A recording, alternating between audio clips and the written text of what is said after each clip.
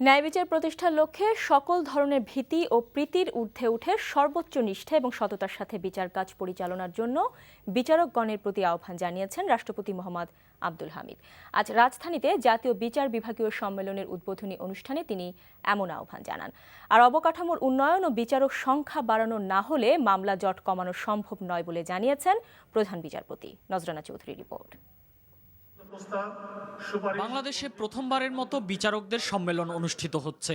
Supreme কোর্টের উদ্যোগে রাজধানীর বঙ্গবন্ধু আন্তর্জাতিক সম্মেলন কেন্দ্রে শনিবার এই সম্মেলনের উদ্বোধন করেন রাষ্ট্রপতি মোহাম্মদ আব্দুল হামিদ। বাংলাদেশের সকল পর্যায়ের বিচারকগণ এই সম্মেলনে অংশ নিচ্ছেন। বিচার বিভাগের বিভিন্ন অগ্রগতির কথা তুলে ধরে প্রধান বিচারপতি এস.কে. সিনহা মামলা জট কমানোর বিষয়ে তাদের সীমাবদ্ধতার কথা জানান। জটিল বিচার প্রক্রিয়া, দুর্বল প্রাতিষ্ঠানিক অবস্থা, স্থবির আদালত প্রশাসন, বিলম্বিত মোকদ্দমা ব্যবস্থাপনা ও অনুপযোগী বিচার অবকাঠামো ইত্যাদি বিপুল জনগোষ্ঠীর কাঙ্ক্ষিত চাহিদা পূরণে অসমর্থ হয়ে পড়েছে।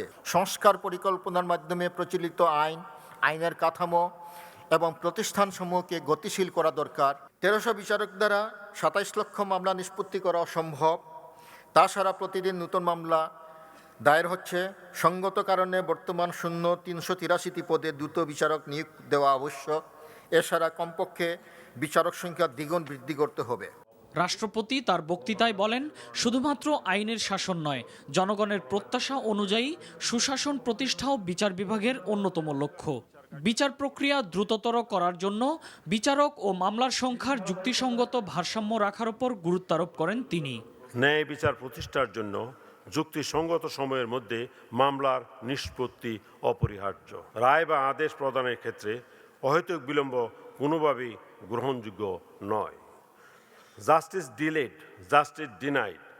আমরা চাই না এই প্রবাদটি আমাদের বিচার ব্যবস্থায় প্রচলিত থাকুক। ন্যায় বিচার প্রতিষ্ঠার জন্য সকল ধরনের ভীতি ও প্রীতির ঊর্ধ্বে থেকে এবং সর্বোচ্চ নিষ্ঠা ও সততা বজায় রেখে বিচারকগণ পক্ষপাতহীনভাবে বিচার কার্য পরিচালনা করবেন, এটাই সবার কাছে প্রত্যাশিত।